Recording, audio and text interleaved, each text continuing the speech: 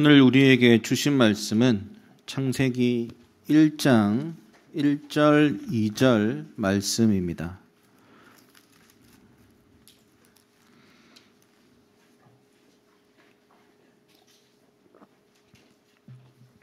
우리 1절, 2절 말씀을 다 함께 읽도록 하겠습니다. 시작. 태초에 하나님이 천지를 창조하시니라. 땅이 혼돈하고 공허하며 흑암이 깊음 위에 있고 하나님의 영은 수면 위에 운행하시니라. 아멘. 오늘 하나님 나라로 본 창세기 두 번째 말씀 엘로힘 하나님이라는 제목으로 목사님 말씀 증거해 주시겠습니다.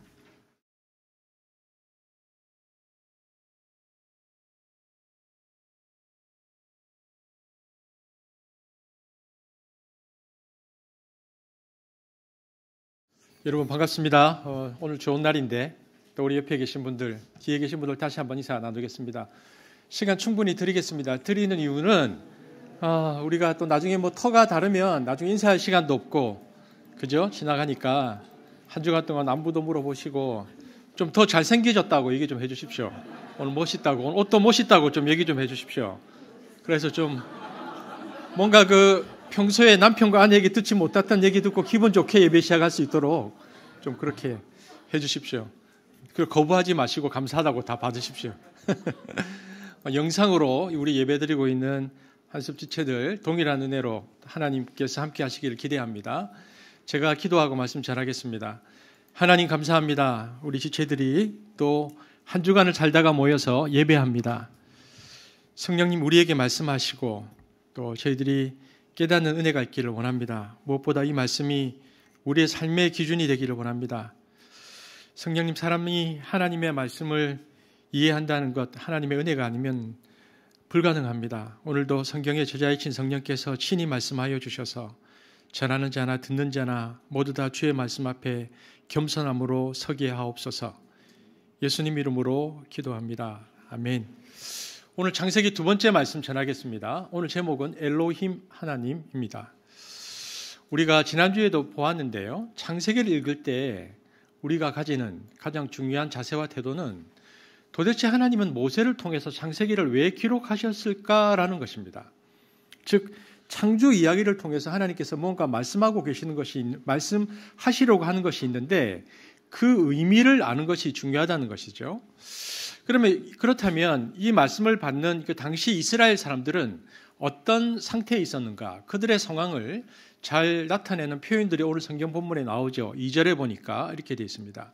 땅이 혼돈하고 공허하고 흑암이 깊음 위에 있었다. 이렇게 되어 있습니다. 여러분 보십시오. 혼돈, 공허, 어둠, 깊음. 여러분 이 단어들을 나란히 놓고 보면 어떤 이미지가 보이십니까? 어떤 이미지가 그려지죠. 이 단어들은 대개 삶의 공고함을 일컬을 때 사용되어지는 단어들입니다. 갈피를 잡을 수 없을 정도로 굉장히 내 인생이 혼란스러울 때, 또 삶의 의미를 다 잃어버려서 마치 내 인생이 껍데기만 남아있는 것 같다라고 느낌을 받을 때, 그리고 도무지 희망을 찾을 수 없는 내 인생의 암담한 현실, 그리고 아무리 애를 써보아도 헤어날 길이 없는 삶의 어려운 상태, 그리고 딛고 있던 땅이 마치 지진이 일어난 것처럼 뒤흔들리고 미래에 대해서 어떤 전망도 가지지 못할 것 같은 상태. 여러분 이 텍스트는 이스라엘 사람들이 이집트의 노예에서 벗어나서 기록한 하나님에 대한 서술인데요.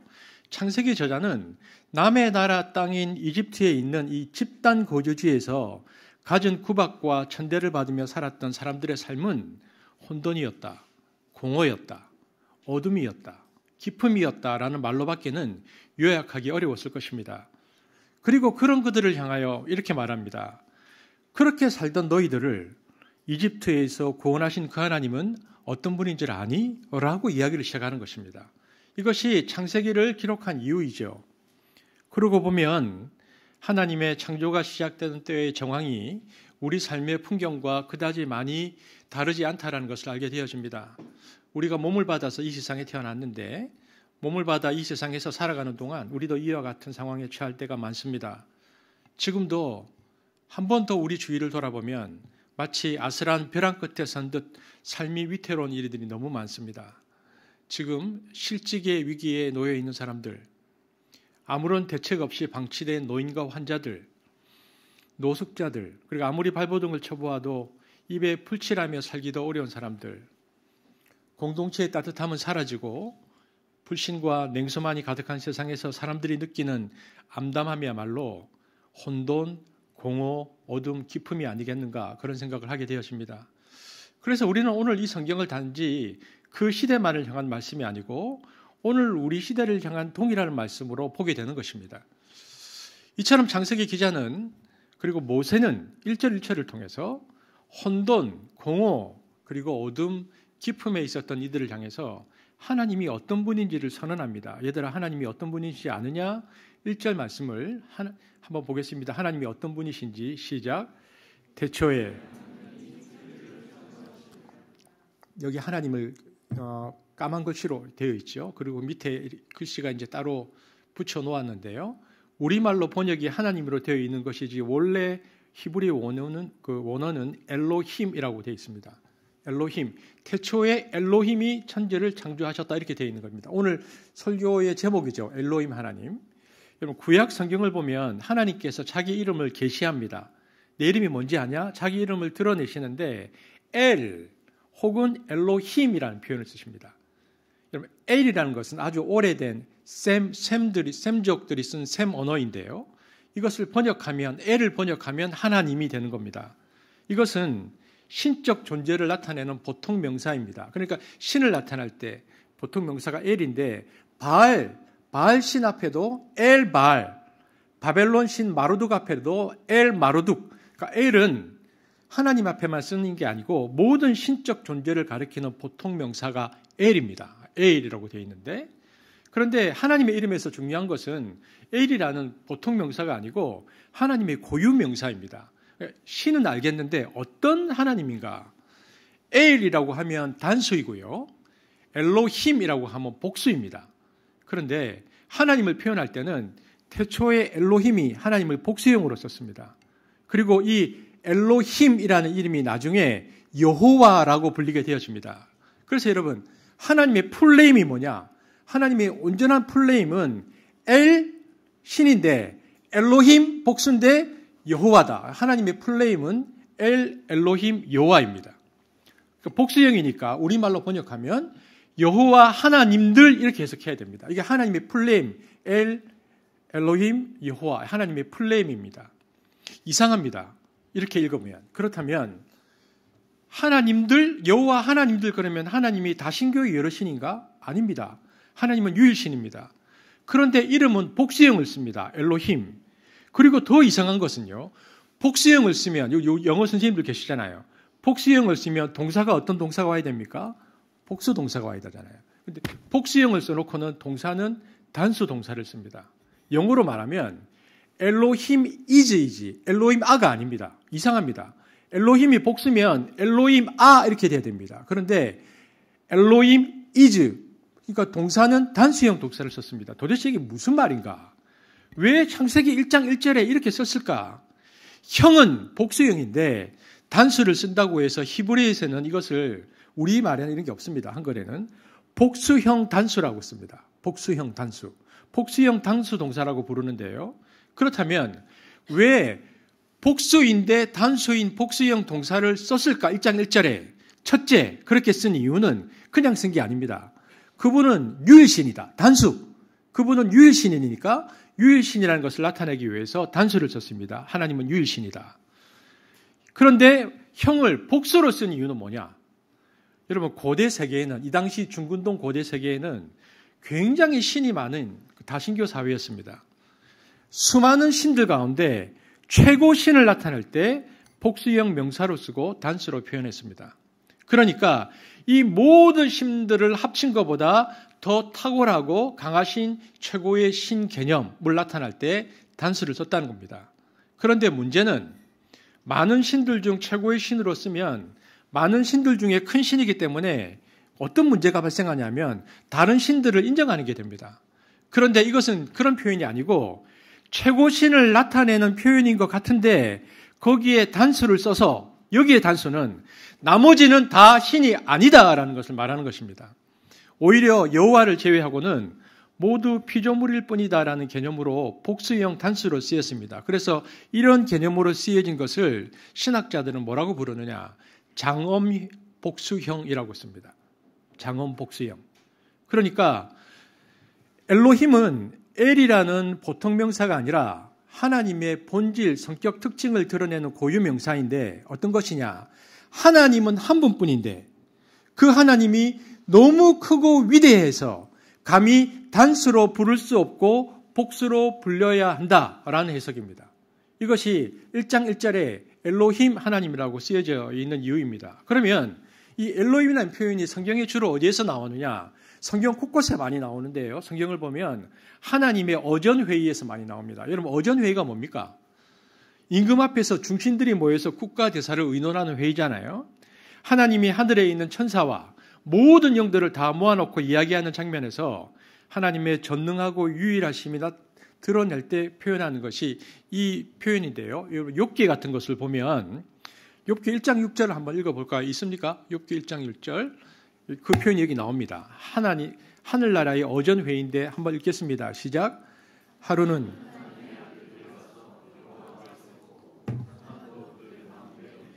이게 천상의 어전회의라는 건데 전능한 하나님이 세상 모든 영적 존재들까지 전부 다 불러서 회의하면서 통치하시는 모습. 근데 그때 통치하시고 모든 영들까지도 하나님께서 통치하시는 이 장엄한 하나님을 표현할 때 저기 여호와가 엘로힘입니다. 또 창세기 1장을 보면 사람을 창조할 때 우리의 형상을 따라 창세기 1장 26절 한번 읽어볼까요? 시작. 하나님이 이르시되 우리의 형상을 따라 우리의 모양대로 우리가 사람을 만들고 할 때 우리의 형상을 따라라고 했을 때 그 삼위일체 하나님을 표현할 때에 복수형을 썼습니다. 이것도 장엄 복수형으로 하나님의 장엄하심을 드러낼 때 하는 표현입니다. 하나님의 전능성, 하나님의 탁월성 이런 것들을 표현하는 고대 어법입니다.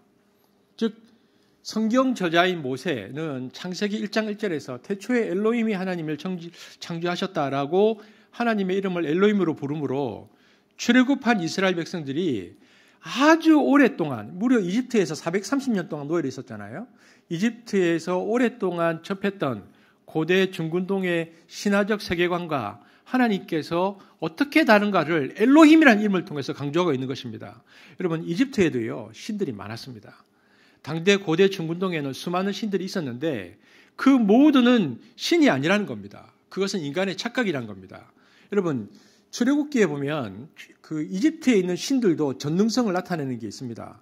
모세가 파로 앞에 가서 지팡이를 던졌더니 모세의 지팡이가 뱀으로 변했는데 출애굽기 7장 10절에서 12절 우리 한번 같이 읽어볼까요? 어떤 일이 있었는지 시작.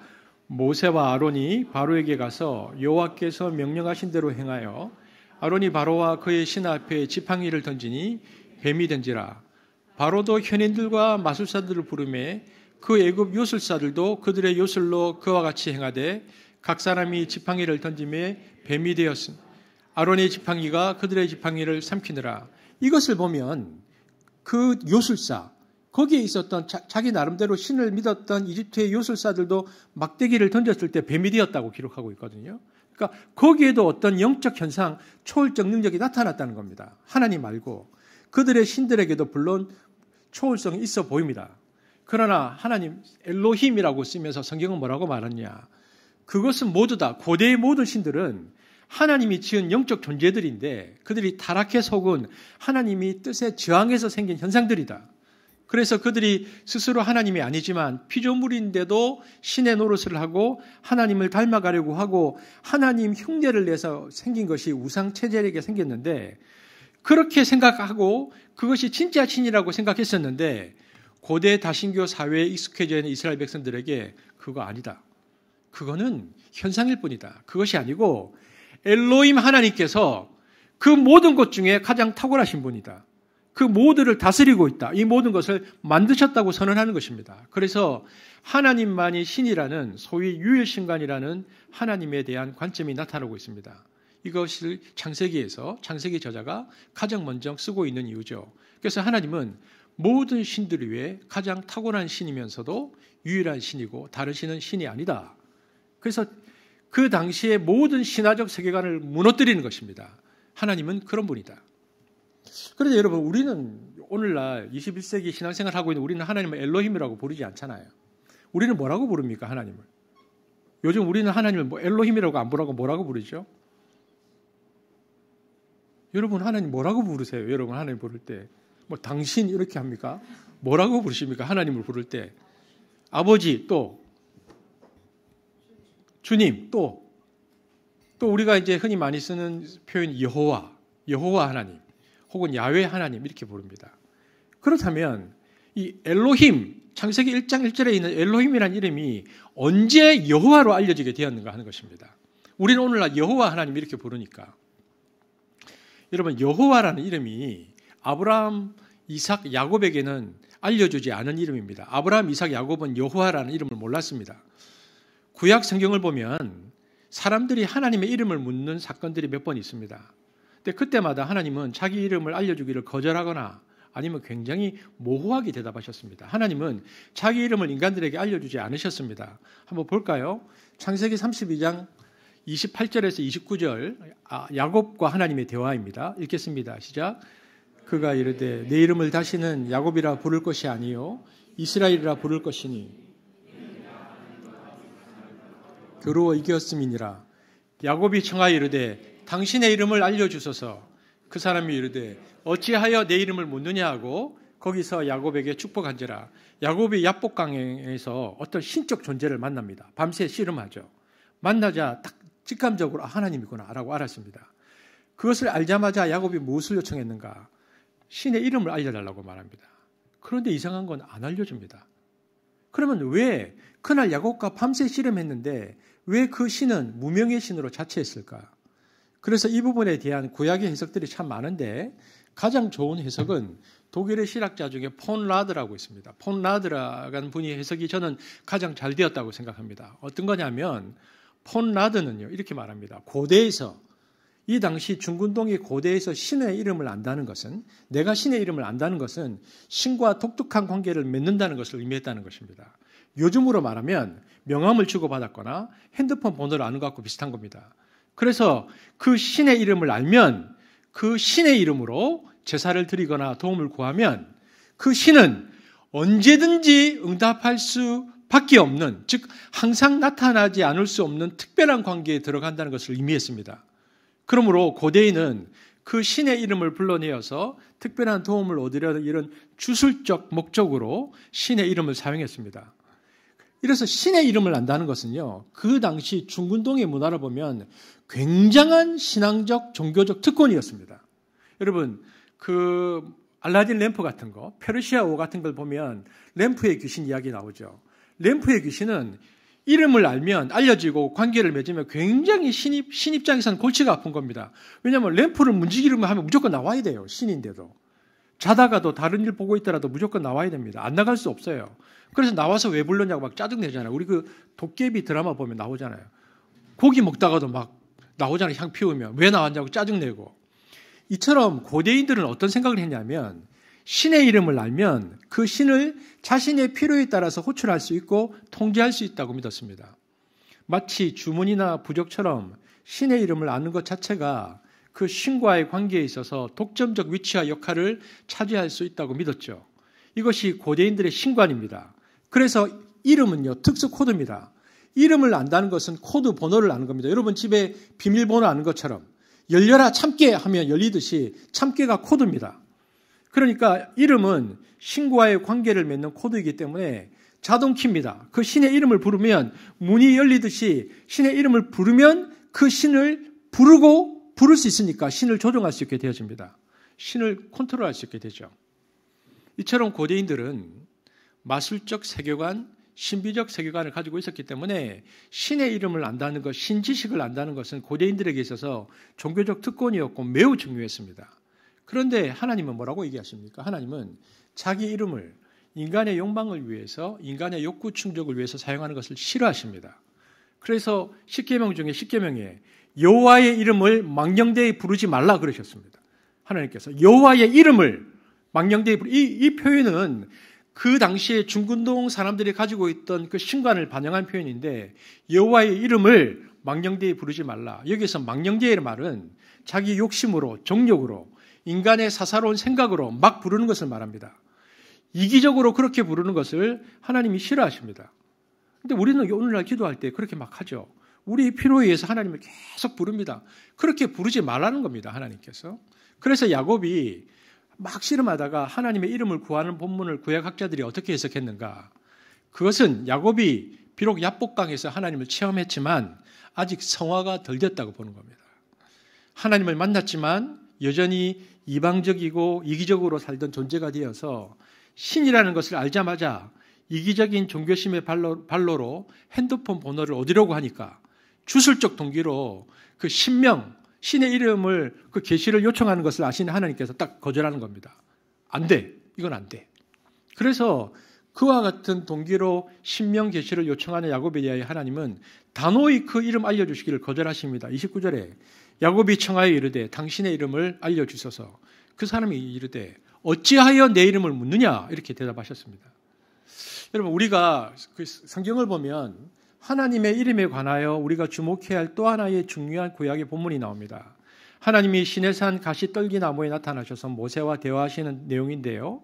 하나님은 모세에게 모세야 네가 내가 너를 이집트의 이스라엘에게 보내어 구원을 일으키는 출애굽을 하겠다 이렇게 계시를 주십니다. 그러자 모세가 야곱하고 똑같은 반응을 보입니다. 왜냐하면 고대인이니까. 그래서 이렇게 말합니다. 도대체 이름을 제가 그들에게 가서 그 신의 이름을 뭐라고 말해야 됩니까? 이름을 알려주세요 라고 말합니다. 당시 고대의 세계관이 그대로 드러나는 질문입니다. 그러니까 무명의 신, 이름이 없는 신은 이렇게 항상 힘든 겁니다. 그런데 이번에는 하나님께서 야곱에게는 거절하셨는데 모세에게는 자기 이름을 계시하십니다. 출애굽기 3장 13절 14절 함께 읽겠습니다. 시작. 모세가 하나님께 아뢰되 내가 이스라엘에 가서 이르기를 보내셨다 하면 그들이 내게 묻기를 그의 이름이 무엇이냐 하리니 내가 무엇이라고 그들에게 말하리이까? 하나님이 모세에게 이르시되 나는 스스로 있는 자이니라. 또 이르시되 너는 이스라엘 자손에게 이같이 이르기를 스스로 있는 자가 나를 너에게 보내셨다 하라. 제가 이집트 파라오 앞에 가가지고 야 네가 무슨 권리로 나에게 신이 보냈다고 해. 그러면 고대인들이니까 물을 거잖아요. 야 그 신 이름이 뭐냐? 근데 그 신 이름이 스스로 있는 자라는 이름이라는 겁니다. 그렇게 내 이름이 스스로 있는 자다라고 말해주라는 겁니다. 그러면서 15절에 딱 이 말씀을 덧붙입니다. 그 말을 하면서 이렇게 말합니다. 시작.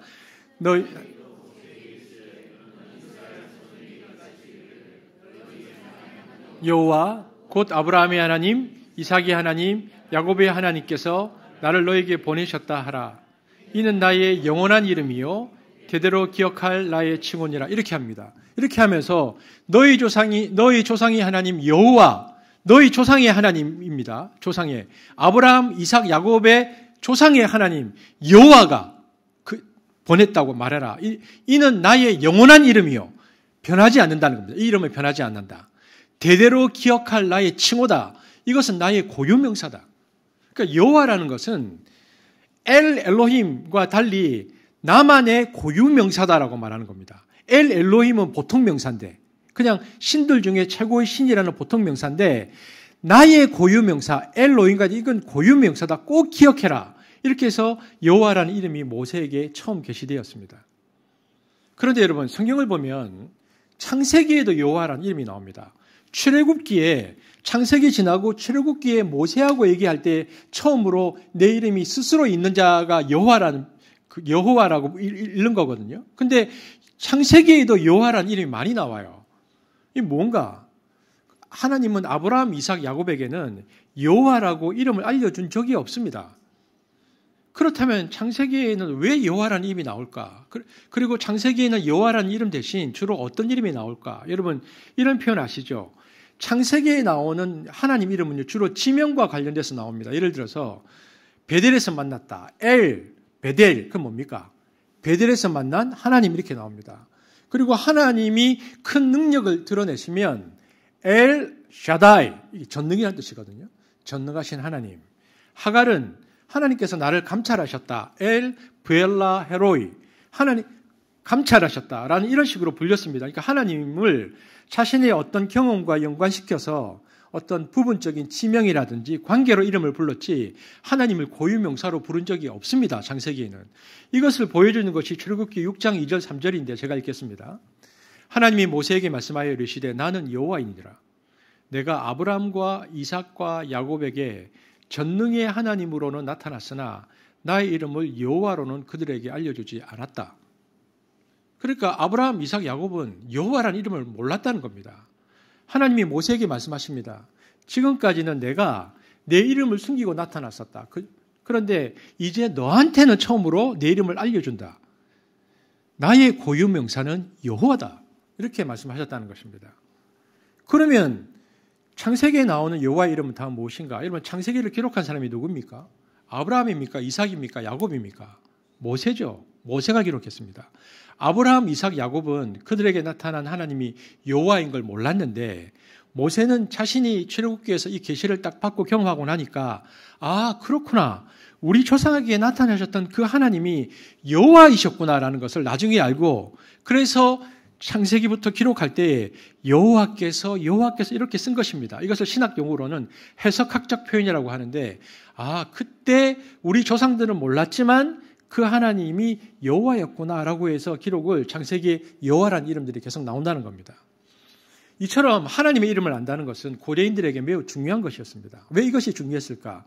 제가 조금 전 얘기했지만 첫 번째, 하나님의 이름을 안다는 것은 그 신과 특수관계에 들어가는 것을 의미하기 때문에 하지만 그보다 더 중요한 것은 하나님의 이름은 하나님이 어떤 분이신지 그 속성과 본질이 그림을 통해서 계시되기 때문에 그래서 그 이름을 정확하게 알면 하나님이 어떤 분인지를 알게 되어지기 때문에 그 하나님의 이름 계시가 중요한 것입니다. 그렇다면 모세에게 가장 먼저 알리신 하나님의 고유명사 나는 스스로 있는 자다. 그걸 이제 우리말로 번역했을 때 그렇지 히브리어를 읽을 때는 여호와라고 읽는데 이 여호와는 무슨 뜻인가? 여러분 표음문자 이렇게 소리 나는 체제니까 표음문자가 어느 나라 말입니까? 영어나 한국 같이 언어를 쓰는 사람에게는 표음문자 이렇게 소리 나는 문자를 쓰는 사람에게는 이름이 그렇게 중요하지 않습니다. 그냥 구별 부호에 불과합니다. 자기 이름 한자 없는 사람 있죠. 자기 이름. 저희 집 아이들도 한자 없습니다. 우리 다인이 예언이 한자 없어요. 제가 일부러 동사무소 갈 때 그렇게 기록 이름을 한자를 쓰지 않았습니다. 그러니까 그래서 다인이 예언이는 한자 이름이 없거든요. 그냥 그래서 구별 부호입니다. 다이나 예언아 하면 다른 사람과 나를 구별하는 코드가 표음문자입니다. 하지만 한문으로 들어가면 다릅니다. 그거는 표의 문자로 들어가면 이름이 굉장히 중요한 의미를 가집니다. 의미를 가지고 이름을 짓죠. 그래서 중국에서는 성명학 같은 게 발달합니다. 제 이름이 동인인데 할아버지가 지어주셨다고 하는데 동력동자의 어지린자 동쪽에서 어진 사람이 되어라 이렇게 얘기한 겁니다. 흥덕이 좀 동쪽이었으면 좋겠습니다. 이 이름 속에는 뭔가 부모들의 염원이나 소망이 담겨 있는 거잖아요. 그런데 대부분의 사람들은 그래서 그 사람의 사주를 보면서 이런 이름을 잘 써야 된다는 관점을 가지고 이름을 지어줍니다. 표의 문자에서는. 이것이 이름에 대한 동양의 사상이죠. 이름에는 무엇인가 그 사람의 인생과 삶에 대한 염원이 있다는 것이 동양적 사고입니다. 근데 이것이 히브리어로 가면요. 더 뚜렷해집니다. 히브리어는 표문자, 표의 문자도 아니고 표상 문자입니다. 히브리어는 다릅니다. 표상은 어떤 체제인데 어떤 그 이름은 어떤 구별 부호를 넘어서 그리고 어떤 의미를 넘어서 그 사람의 외면과 내면이 하나님과 연관되어 있다라는 의미입니다. 이게 표상 문자입니다. 그래서 하나님이 아담에게 모든 피조물을 통치할 수 있는 권세를 주셨을 때 그 권세를 받은 인간이 제일 먼저 하나님 대신 한 일이 뭐냐? 짐승들에게 이름을 지어줍니다. 이 이름을 지어준다는 게요. 하나님의 통치 행위를 대신하는 겁니다. 이름을 개, 소, 닭 이렇게 지어줄 때 그냥 구별 부호로 아무렇게나 그래 지어준 것이 아니고 그 존재와 그 본래의 존재와 맞추어서 이름을 지었다는 겁니다. 그래서 히브리어 이름은 하나님의 뜻, 하나님의 의지와 연관이 있습니다. 그래서 성경을 보면 하나님의 이름을 고쳐준 사람들이 가끔 나와요. 사라를 사레로 바꾸고 아브라함을 아브라함으로 바꾸고 야곱을 속이는 자에서 이스라엘로 바꿔버립니다. 이렇게 내 인생을 이렇게 이름을 바꿔준다는 것은 네 운명이 바뀐다는 겁니다. 표상 문자에서는. 너 인생의 본질이 바뀌는 거야 라고 말하는 것입니다. 이것은 하나님이 그렇게 바꾸겠다는 의도입니다. 하나님의 의지로 이름을 바꾸겠다는 거죠.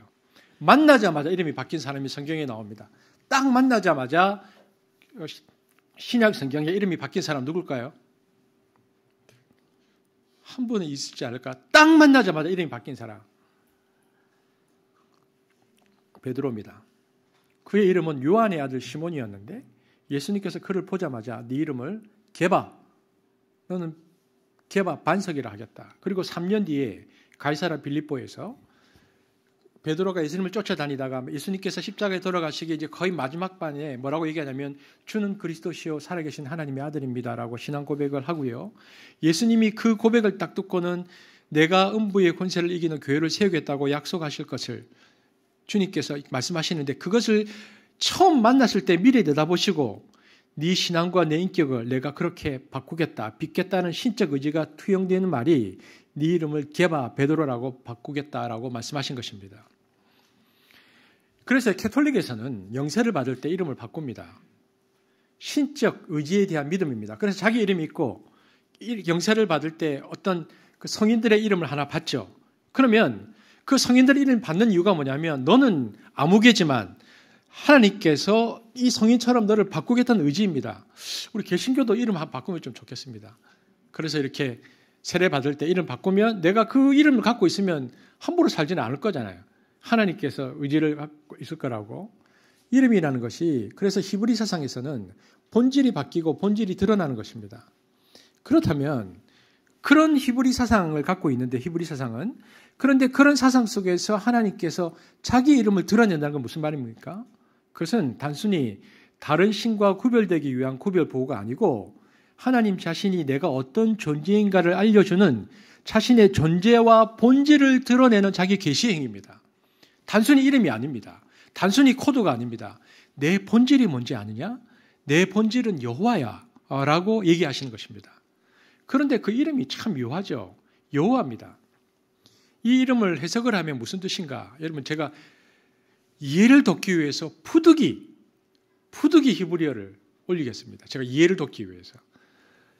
여호와라고 지금 떠 있습니까? 여호와라고 할 때 히브리어 한번 여호와 이름이 떠 있습니까? 지금 제가 뭐라고 했던 잘 안 보여서 그 뒤에 히브리어가 떠 있습니까?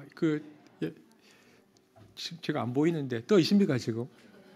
여기 보면 여호와라고 저렇게 써 있는데 글자만 보십시오. 글자만. 근데 이게 히브리어 하야 동사가 이름 안에 들어가 있습니다. 저기 하야 동사도 있습니까? 지금 뭐 있는지 모르겠어요. 비싸게 생겼죠. 스스로 있는 자라고 표현된 표현 여호와인데 이게 왜 하야 동사하고 비슷하면 하야라는 동사의 하야라는 영어로 따지면 is인데 비동사인데 동사의 1인칭 단수 미완료 형태가 저 여호와입니다. 그러니까 굉장히 이상해요. 하나님이 자기 이름을 가르쳐 주는데 is 비동사인데 비동사의 1인칭 단수 미완료 형태가 여호와입니다. 우리 말에는요 이런 식의 설명이나 체계가 없어요. 히브리어에만 있는 겁니다. 여러분 그러니까 하나님께서 자기를 계시하시는데 이름을 동사 이름을 쓴 겁니다. 명사를 안 쓰고. 그러니까 직역하면 뭐냐? 내 이름은 왓단이라, 내 이름은 갓단이라 뭐 이런 겁니다. 뭐 이렇게 자기 이름을 동사로 쓴 거죠. 그러면 하야 동사는 무슨 말인가? 영어로는 이거 번역할 때 여러분 NIV나 NSB나 이렇게 영어 성경을 보면 히브리어의 가장 기본적인 언어인데요. 이 하야 동사가 비동사입니다. 그러니까 이 여호와라는 부분을 번역할 때 영어는 하야 동사를 비동사로 번역해서 대부분 영어 성경에는 I am who I am 이렇게 번역했습니다. 나는 존재한다. who I am. 스스로 존재하는 자로서 존재한다. 그러니까 비동사 현지형이죠. 나는 스스로 존재하는 자로서 존재한다. 하야 동사를 이렇게 하면 혹은 I will be that will be 비동사 미래형으로 표기합니다. 영어에서는 비동사는 언제나 스스로 존재하는 것을 나타내는 의미로 해석합니다. 그래서 한글 번역에서는 이걸 뭐라고 번역하냐면 스스로 존재하는 자, 하나님은 스스로 존재하는 자, 혹은 자존, 한자로 자존하는 자, 혹은 스스로 있는 자 이런 식으로 존재 개념으로 번역 설명합니다. 여러분도 많이 들어보셨을 겁니다. 그래서 하나님은 어떤 분이신가? 그분은 스스로 있는 분이다. 그런데 이것이 과연 좋은 해석인가에 대한 논란이 있다가 최근에 구약학계에서 많이 나오는 논문들을 보면 그 신의 이름, 신명에 관해서 최종 정돈이 되었는데 어떻게 정돈되었는가? 이 하야 동사는 영어 비동사로 해석하면 안 된다는 겁니다. 그렇게 해석하면 안 된다는 거죠. 왜냐하면 여러분 우리가 이제 서양, 서구, 우리가 흔히 말하는 서구라는 것은 1800년 동안 어떤 사상이 지배했냐면 플라토니즘, 그러니까 항상 관념론이고 존재론입니다. 사물을 인식하는, 여러분 학교에서 옛날에 철학 시간에 이데아 이런 거 배우셨을 텐데 관념론과 존재론이 뭡니까? 보이는 것은 현상이고 이런 건 다 현상이고 이거는 저급한 것이고 본질은 따로 있다, 이데아다. 이게 관념론이거든요. 특히 헬라 철학에서는 플라톤 이후에 모든 신론, 하나님을 설명할 때 모든 신론은 그래서 존재론의 관점에서 논쟁되어 왔습니다. 그래서 신학도 이 플라톤 철학의 영향을 받아서 지난 2000년 동안 여호와라는 신명을 어떻게 해석했는가? 나는 스스로 있는 자, 나는 스스로 존재하는 자로 해석되어서 그래서 모든 피조물은 다른 피조물에 근거하여 존재하지만 창조주 신은 스스로 모든 존재의 근원이 되는 존재 자존자라고 해석했던 겁니다. 바로 이것이 지난 2000년 동안 플라톤의 영향을 받은 서구 신학계가 여호와라는 신명 해석을 함에 있어서 어떻게 보면 가장 큰 오류를 범한 겁니다. 여러분, 그런데 히브리 개념은 다릅니다. 히브리 개념은 그리스 헬라 사람들의 사고 구조와 많이 다르다는 겁니다. 히브리 개념은 플라토니즘과 완전히 다른 개념인데요. 그러면 히브리어 동사는 어떤 개념인가? 동작 개념입니다. 그러니까 히브리어 하야 동사는 존재를 나타내는 동사가 아니고 동작을 나타내는, 그러니까 하나님이 자신의 이름을 계시할 때 하야 동사 미완령을 썼다는 것은 이런 말입니다. 우리말로 하면 모세야 내 이름이 뭔지 아냐? 나는 하야 동사 미완료형이니라 이렇게 말했다는 겁니다. 하나님 이름이. 그러면 이 동사의 미완령을 자신의 고유명사로 계시한 하나님의 뜻은 뭘까요? 여러분, 미완료형은 뭡니까? 동작 개념인데 이것은 미완료형은 어떤 겁니까? 동작이 끝나지 않은, 그러니까 하나님은 동작이 끝나지 않은 신이다 이 말입니다. 미완료. 이것은 하나님은 동작이 끝나지 않는 신, 과거의 신이 아니고 과거의 동작을 끝내고 잠자는 신이 아니라는 겁니다. 나는 현재 작동하고 있고 행동하고 있고 앞으로도 계속 행하는 하나님이다 이 말입니다. 나는 동작이 끝난 신이 아니고 지금도 계속 ing 중인 신이다라고 말하고 있는 겁니다. 그런데 그 하나님의 동작 행함이 무엇을 행하신다는 겁니까? 하나님께서 계속 동작을 하면서 뭘 한다는 겁니까? 나는 언약을 지킨다. 나는 약속을 지킨다. 나는 약속하면 계속 움직이기 때문에 나는 그 약속을 처음부터 끝까지 계속 지키는 신이다 이 뜻입니다. 즉 아브라함과 이삭과 야곱과 맺은 그 약속을 나는 지금 현재에도 이루고 있는 신이다. 앞으로도 이룰 신이다. 내가 그런 존재다 하나님이라는 것을 계시하기 위해서 하나님은 하야 동사 미완령 여호와라고 자기를 표현한 겁니다. 그러니까 지금 출애굽 430년 동안 이집트에 있다가 이스라엘 백성들이 나왔는데 현재 그 이스라엘 가운데서도 행하시며 앞으로도 계속 행하시는 전능한 하나님이다라는 뜻입니다. 그러니까 하나님은 여러분 우리에게도 똑같이 적용됩니다. 하나님은 우리의 삶 속에 지금도 침투하시는 하나님이고 현재 우리의 삶을 바꾸어 가시는 하나님이고 그리고 미래까지 바꾸셔서 내가 너를 개발하고 부를 것이다. 당신의 뜻을 이루시고 당신의 말씀과 약속을 성취하신 하나님. 이 자기 계시가 여호와라는 신명 앞에 나타나는 것입니다. 그래서 이 신명을 바탕으로 해서 읽으면 아주 정확하게 해석이 됩니다. 출애굽기 3장 16절 17절이 무슨 말인지 읽어보겠습니다. 시작. 너는 가서 이스라엘 장로들을 모으고 그들에게 이르기를 야곱의 하나님이 여기에 확실히 보았노라. 내가 말하였거니와 내가 너희를 애굽의 고난 중에서도 인도하여 내어 적과 끓이 흐르는 땅 곧 가나안 족속, 헷 족속, 아모리 족속, 브리스 족속, 히위 족속, 여부스 족속의 땅으로 올라가게 하리라 하셨다. 이 구절을 보면 여호와란 이름으로 계시되어서 아브라함과 이삭과 야곱에게 나타나신 하나님의 고유 명사인데 이 이름으로 하나님이 뭘 하시겠다고 되어 있습니까? 내가 약속을 이루겠다. 내가 아브라함에게 약속했지. 너희들을 젖과 꿀이 흐르는 땅으로 가겠다고. 나는 그 하나님이야. 내가 지금 그 하나님으로 너에게 왔어라고 얘기하시는 것입니다. 과거에 약속하고 잊어버리고 약속을 행하지 않는 그런 신이 아니라는 겁니다. 나는 그 약속을 현재도 행하고 미래까지 완성할 그럴 신이다. 그래서 여호와라는 이 신명 속에서 우리가 알 수 있는 것은 하나님은 우리가 믿는 하나님은 어떤 하나님인가? 그분은 언약하시고 끝까지 그 언약을 지키시고 마침내 구원을 완성하시는 신이다. 이게 계시적 관점입니다. 신명을 이해할 때 그래서 우리가 계시적 관점으로 이해해야 됩니다. 이처럼 이 신명, 신의 이름은 자신의 언약을 계속하여 성취시키는 하나님의 속성과 동작을 보여주는 고유명사입니다. 이 여호와라는 하나님의 고유명사를 통한 자기 계시는 그래서 모세로 하여금 하나님의 언약을 굳게 믿게 만들고 또 그 믿음으로 하나님과 함께 이집트로 신방가게 만들고 그 결과 출애굽의 구원 역사와 가나안 땅으로까지 인도가 성취되도록 그 이름이 그 계속 움직이는 그 이름이 그렇게 했다는 것입니다.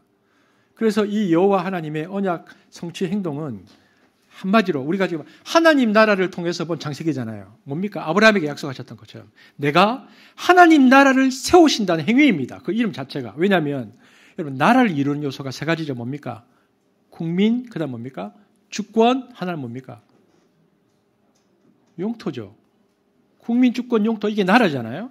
보십시오. 출애굽을 통해서 노예민으로 살던 이스라엘 백성들을 자유민으로 해방시키고 국민, 자선 언약 지키셨습니다. 그리고 시내산 언약을 주어서 이들을 하나님 나라의 법을 주심으로 그들을 언약 백성 삼으시고 주권, 그리고 성막으로 동행하시고 가나안 땅으로 마침내 인도하신다. 땅 언약, 자선 언약, 주권 언약, 땅 언약. 이 땅에 하나님 나라라는 대안적 공동체를 내가 세울 것인데 아브라함에게 약속했던 그것. 근데 그 여호와라는 이름을 얘기해 주심으로 나는 반드시 이 하나님의 나라를 세우는 신이다라는 것을 계시하는 것입니다. 오늘도 이 하나님의 이름 안에 담긴 이 믿음만이 그래서 우리로 하여금 우리의 과거의 한계를 벗어나서 현재와 미래를 향한 언약적 믿음을 가지고 나아가게 합니다.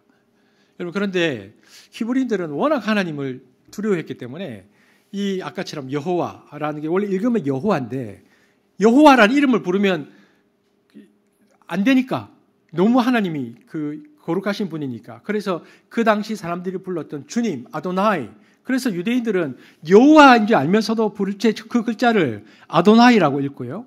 캐톨릭에서는 이걸 야훼라고 읽고 기독교에서는 여호와라고 부르는 겁니다. 같은 겁니다. 그래서 하나님은 그런 분이다라고 얘기하는 것이죠. 이 여호와라는 이름이 이제 시간이 지나서 출애굽기를 지나서 선지서의 이름이면 이사야쯤 가면요. 새로운 이름이 딱 나옵니다. 이사야에서 보면 어떤 이름이 나오는가. 이사야서 7장 14절 읽겠습니다. 시작. 그러므로 주께서 친히 징조를 너에게 주실 것이라. 보라 처녀가 잉태하여 아들을 낳을 것이요 그 이름을 임마누엘이라 하리라. 그럼 여러분 이 예언의 성취로 누가 태어납니까? 예수님. 그런데 하나님이 뭐라고 얘기합니까? 아이가 태어나면 천사 가브리엘 아이가 태어나면 이름을 뭐라? 임마누엘이라 하리라. 천사 가브리엘 통해 뭐라고 말씀하십니까? 그 아이의 이름을 임마누엘이라고 하라고 해서 이사야의 예언이 성취되는 것인데 그 이름을요 임마누엘이라고 안 짓고 예수로 바꿔버립니다. 마태복음 1장 21절 22절에 보면 임마누엘의 이름을 안 짓고 예수로 이름을 바꿔버려요. 천사가. 보겠습니다. 시작. 아들을 낳으리니 이름을 예수라 하라. 이는 그가 자기 백성을 그들의 죄에서 구원할 자이심이니라 하니라. 이 모든 일이 된 것은 주께서 선지자로 하신 말씀을 이루려 하심이니. 아니 선지자로 하신 말씀을 이루려면 이름을 임마누엘이라고 지어야지. 그런데 임마누엘을 안 짓고 이름을 예수로 바꿨다는 겁니다. 그럼 왜 임마누엘이라는 구약의 예언으로 이름을 하지 않고 예수로 바꿨을까? 임마누엘은 예언적 성격의 이름이었는데 이것은 이름이라기보다는 어떤 본질을 드러내는 거니까 하나님께서 우리와 함께 하신다. 무슨 얘기입니까? 이것은 하나님이 사람의 몸으로 오신다는 예언적 이름이었습니다.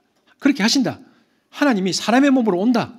육체를 가지고 우리와 함께 아날로그 시공간에 거하신다. 이것이 선지자를 통해서 들어온 예언인데 하나님 인간으로 온다는 겁니다. 그런데 그 이름을 예수라 하라고 천사가 말해줍니다. 여러분 기억나십니까? 고대 히브리인들은 중근동 사회에서 아버지가 이름을 짓습니다. 세례요한 같은 경우에 제가 설교할 때 말씀드렸는데 아버지 사가랴가 이름을 지어줍니다.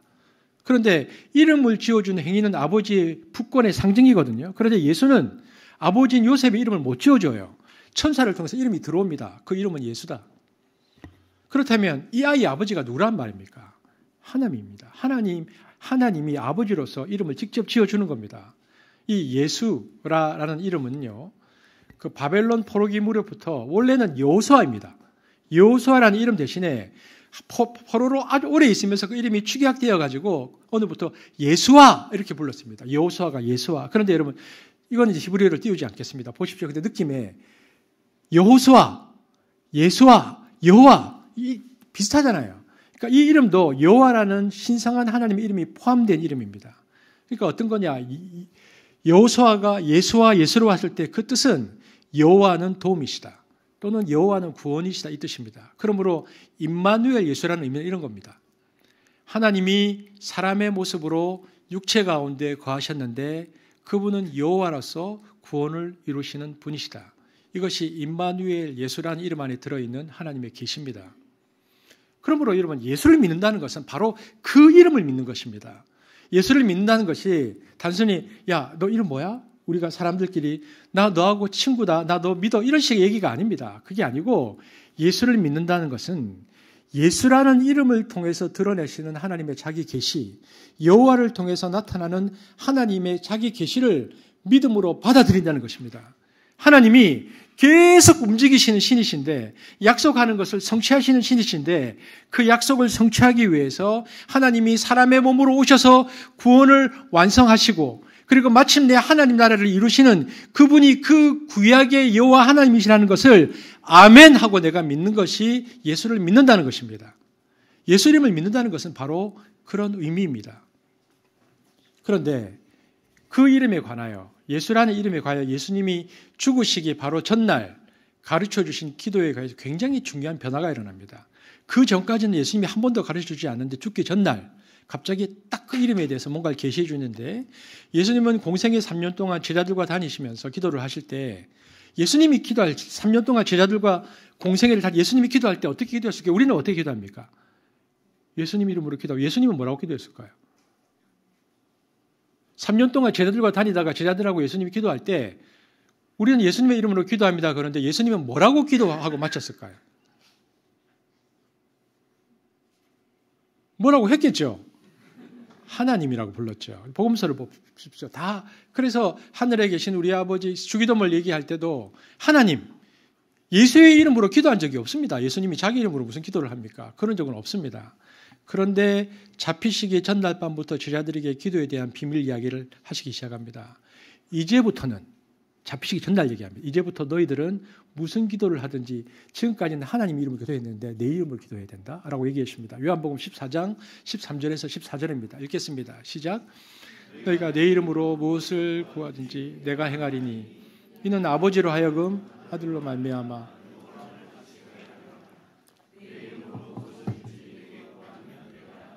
처음 나온 얘기입니다. 처음 나온 얘기입니다. 제자들에게. 이제부터는 내 이름으로 기도해라. 이제부터는. 그리고 내가 행할 거야 라고 말씀하십니다. 예수님은 자신이 그때 죽으시고 부활하실 것을 알고 계셨고요. 그 이후에 아버지께서 모든 우주적 권세를, 땅과 하늘의 모든 권세를 자신에게 주실 것을 알고 있었기 때문에 이제부터는 내가 그 권세를 받을 거야. 내가 이제 받는다, 죽고 나면. 그러면 이제 내가 그 권세를 받을 것이니까 너희가 내 이름으로 기도하면 내가 그 권세를 가지고 너에게 응답하실 것이다. 그러므로 내 이름이라는 코드를 강하게 강조하신 것이죠. 그래서 요한복음 16장 23절 24절에 이렇게 말씀하십니다. 시작. 그날에는 너희가 아무것도 내게 묻지 아니하리라. 내가 진실로 진실로 너에게 이르노니 너희가 무엇이든지 아버지께 구하는 것을 내 이름으로 주시리라. 지금까지는 너희가 내 이름으로 아무것도 구하지 아니하였으나 구하라. 그리하면 받으리니 너희 기쁨이 충만하리라. 이제는 아버지, 성부 하나님도 기도 응답을 언제만 하시는가? 예수의 이름으로 할 때만 응답하신다는 겁니다. 왜 그럴까? 죽었다가 부활하신 주님이 뭘 하십니까? 승천입니다. 그러면 왜 승천을 하십니까? 내가 가야 보혜사가 올 것이다. 예수님이 승천하셔야 성령님이 오십니다. 성자는 올라가고 성령은 내려옵니다. 그런데 올라가서 뭘 하십니까? 하나님 보좌 우편에 앉아서 뭘 하냐?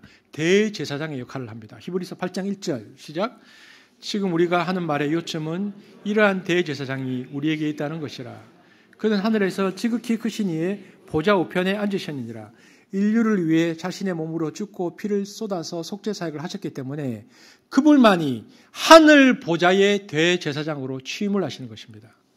그러므로 이제부터는 제자들이 기도할 때에 이 하나님께 죄를 속죄한 예수의 이름으로 기도해야 성부 하나님께서 응답을 하시는데 왜? 그것이 대제사장의 속죄 효과가 있는 기도이기 때문입니다.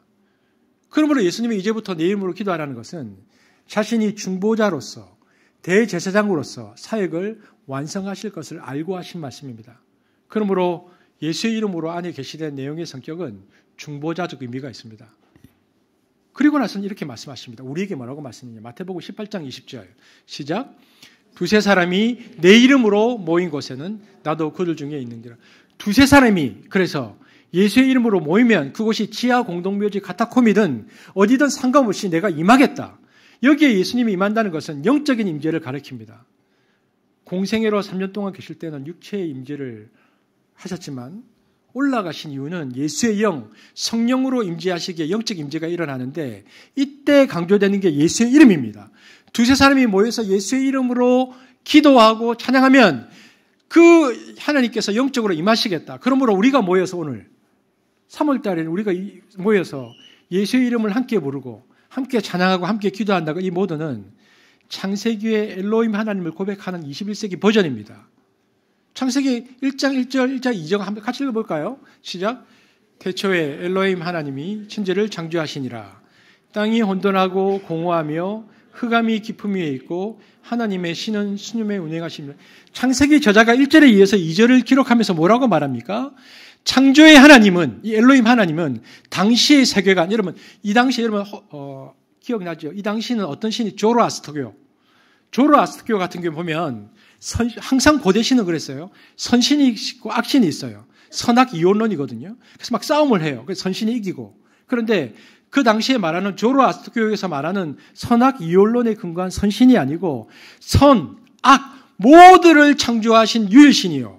인간 세계의 2절 모든 고통, 질병, 전쟁, 혼동, 심지어는 어둠의 세력들까지도 통치하시는 하나님입니다. 즉 성경은 어둠과 깊음조차도 다 하나님의 통제 아래 있다고 이야기합니다. 이처럼 갈등과 투쟁으로 이루어진 고대 근동의 다른 창조 설화와는 달리 여기엔 갈등도 라이벌도 없습니다. 오직 말씀만으로 창조하신 왕이신 하나님이 독보적인 권세와 주권이 있다. 이렇게 얘기하는 겁니다. 그러므로 이름이 어떻게 바뀝니까?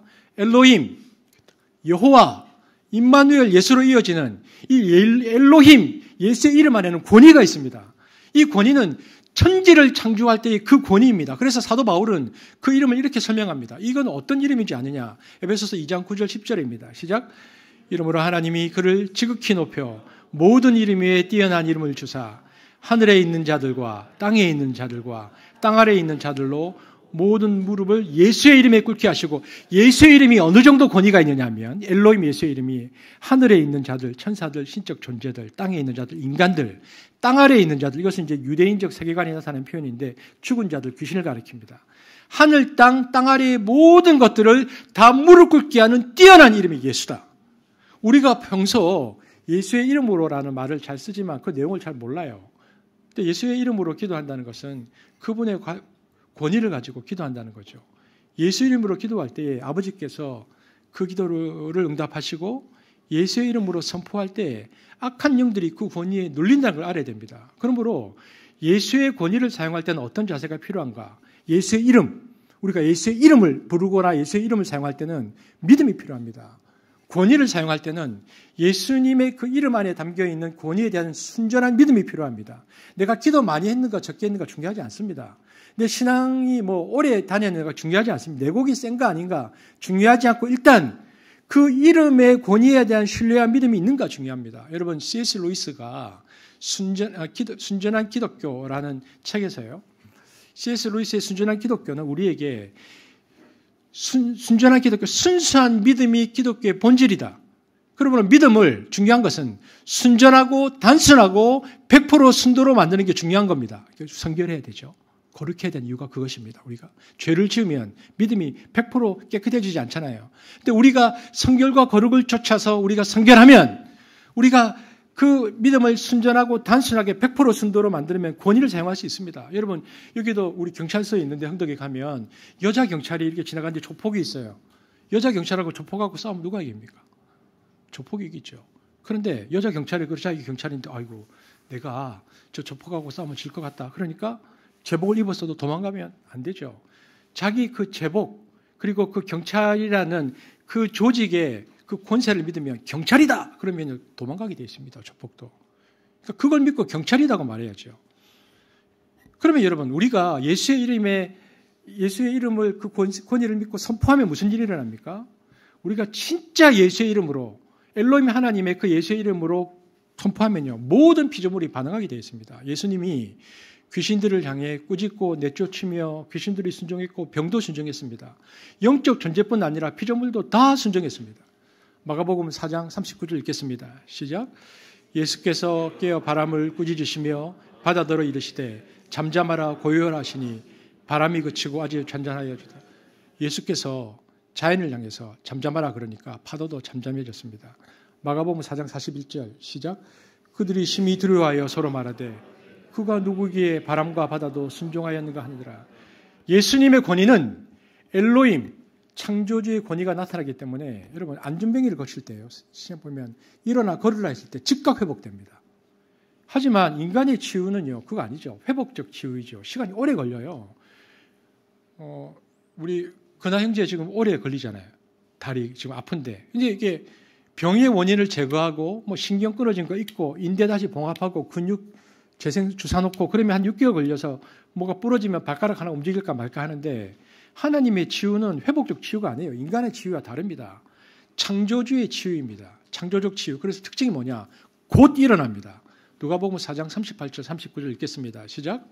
예수께서 일어나 회당에서 나가사 시몬의 집에 들어가시니 시몬의 장모가 중한 열병을 앓고 있는지라. 사람들이 그를 위하여 예수께 구하니 예수께서 가까이 서서 열병을 꾸짖으신데 병이 떠나고 여자가 곧 일어나 그들에게 수종드니라. 예수님이 열병을 꾸짖으셨다는 것입니다.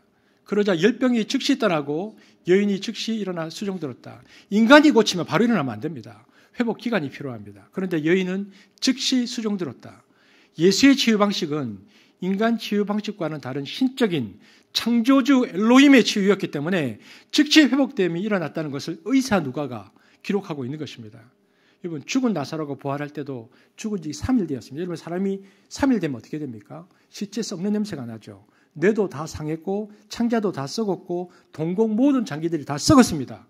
그런데 나사로에 일어나라 그럴 때 다시 일어났습니다. 뭡니까? 그러면 다 썩은 상태에서 일어나면 뭐합니까? 근데 일어났다는 말은요. 새 창조입니다. 이것은 창조주로서의 이적이 임해야만 살아날 수 있는 것입니다. 그래서 성경에 나오는 모든 이적을 보면 창조 이적입니다. 창세기 1장 1절에 그 이적입니다. 그것을 통해서 자신이 누구인지를 보여주시는데 예수님은 구원자이시면서 동시에 창세기 1장 1절에 창조주 하나님이라는 것을 보여주는 것이 성경에 나오는 이적의 본질입니다. 오순절 성령을 체험한 이후에 사도들도 예수님과 똑같은 일을 했습니다. 예수님의 이름에 권위를 딱 믿어봤거든요. 사도행전 3장 6절에서 8절 다 함께 읽겠습니다. 시작. 베드로가 이르되 은과 금은 내게 없거니와 내게 있는 이것을 내게 주노니 나사렛 예수 그리스도의 이름으로 일어나 걸으라 하고 오른손을 잡아 일으키니 발과 발목이 곧 힘을 얻고 뛰어서서 걸으며 그들과 함께 성전으로 들어가면서 걷기도 하고 뛰기도 하고 하나님을 찬송하니. 여러분 자동차에 딱 부딪혀서 깁스하고 한 2개월 뒤 풀면 그 기간 동안 근육을 쓰지 않아서 힘줄인데 다 힘이 풀려서 몇 개월 쫄뚝거립니다. 그런데 이 사람은 날 때부터 안전병이었습니다.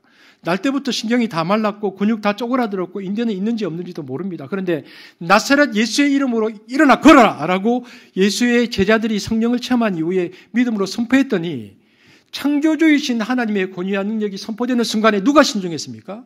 그 안전병이의 다리 신경들이 순종했습니다. 모두 다 하나님이 만든 세포들입니다. 피조물입니다. 신경이 연결되고 인대가 붙고 근육이 일어나서 원래로 회복되었다.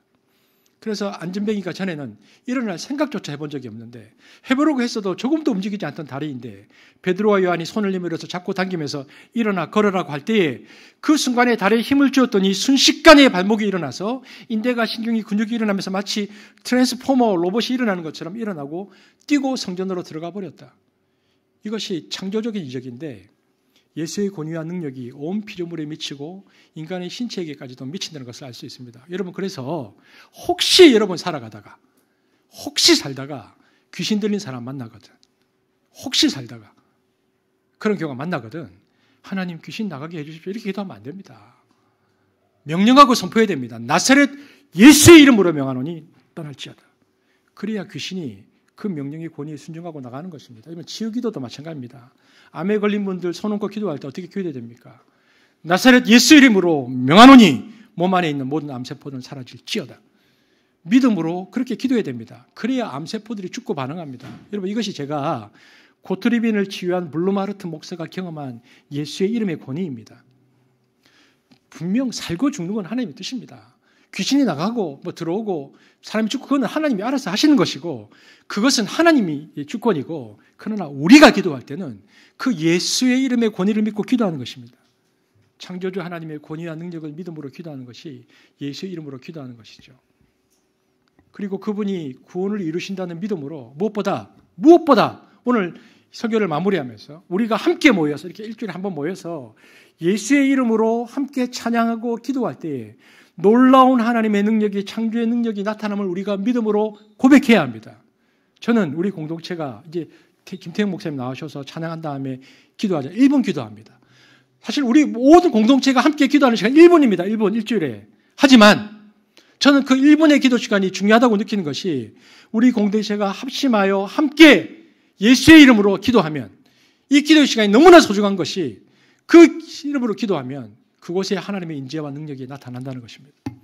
그리고 한 달에 한 번 우리가 기도회로 모이는데 그때 우리가 또 함께 모여서 예수의 이름으로 기도하면 하나님의 능력이 임재하신다는 것입니다. 터 모임이 마쳐질 때 오늘 나누었던 모든 이야기들을 기도로 바꾸어서, 기도의 제목으로 바꾸어서 예수의 이름으로 함께 기도하면 성령의 임재를 우리가 체험할 수 있다는 것입니다. 그러므로 창세기 1장 1절 엘로힘 예수의 이름에 능력과 권세가 있음을 믿고 수많은 세계관이 충돌하고 있는 이 세계 속에서 예수의 이름으로 승리하는 우리가 되기를 주의 이름으로 축복합니다. 기도하겠습니다. 하나님 감사합니다. 예수의 이름에 능력이 있음을 믿습니다. 우리가 예수의 이름 아래 모여 함께 찬양하고 예배할 때에 주의 성령이 우리 가운데 임하실 것을 믿습니다. 하나님, 이제 우리 공동체가 함께 찬양할 것입니다. 그리고 함께 기도할 것입니다. 우리의 찬양과 우리의 기도 속에 임재하여 주셔서 주의 능력으로 우리의 삶의 모든 영역에 주의 주권을 드러내시옵소서. 감사를 드리며 예수님 이름으로 기도합니다. 아멘.